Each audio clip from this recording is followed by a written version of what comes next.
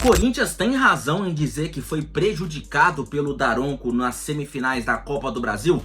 Bom, no domingo o Corinthians foi eliminado pelo Flamengo 0-0 na Neoquímica Arena, com um a mais desde os 30 minutos do primeiro tempo. O Corinthians teve mais de uma hora em campo com um jogador a mais e não conseguiu fazer um gol diante do Flamengo, comandado por Felipe Luiz, que teve uma estratégia muito inteligente, conseguiu dar um nó tático na equipe do Corinthians de maneira extraordinária. Mas vamos lá, o Daronco realmente apitou tendenciosamente para o Flamengo ou isso não faz nenhum sentido?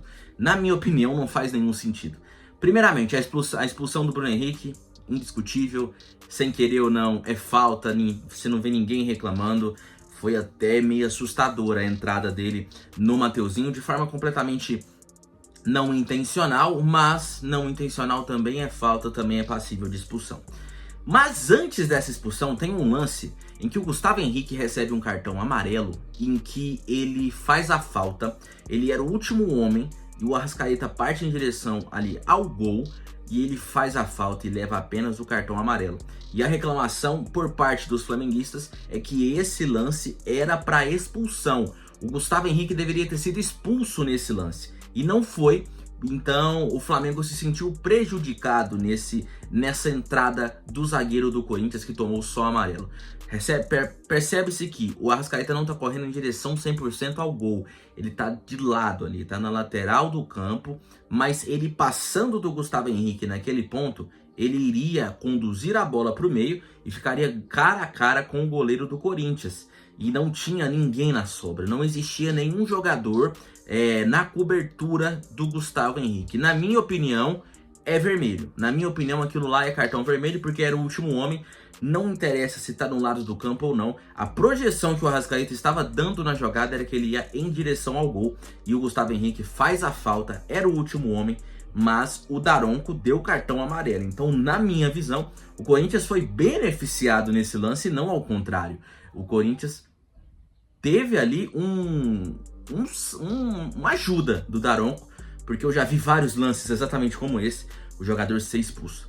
O lance do Adrielson, por exemplo, do Botafogo, ele, no ano passado, se eu não me engano, ele faz uma falta exatamente assim e é expulso também.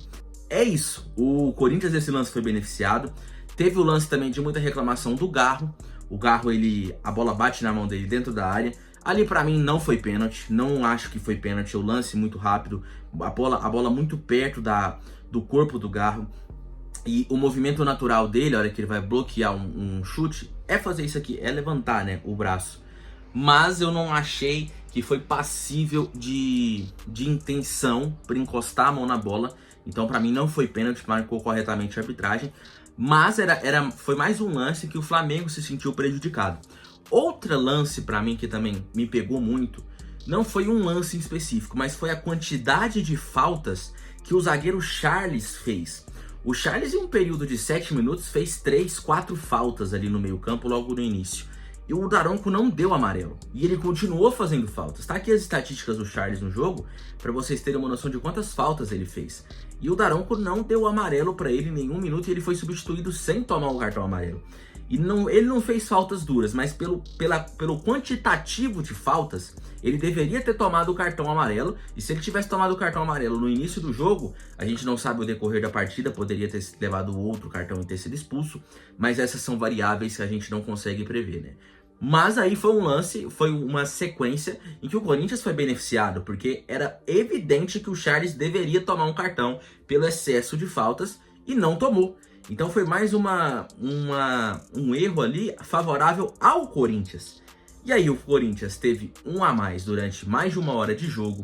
O Corinthians teve totais condições, o Corinthians tinha tempo, tinha o fator casa, tinha o clima hostil que os próprios jogadores falaram que teria dentro da Neoquímica Arena, mas não conseguiu dar riscos ao Flamengo. O Felipe Luiz montou uma estratégia muito boa, o Corinthians pouco ameaçou e não fez. Então acho que o torcedor corintiano deve ficar mais preocupado com o desempenho do time, com a falta de criatividade em um momento de superioridade. Já foi assim contra o Juventude, 2 jogadores a mais contra o Juventude, ficou no empate também na Neoquímica Arena, em outros tempos, é claro.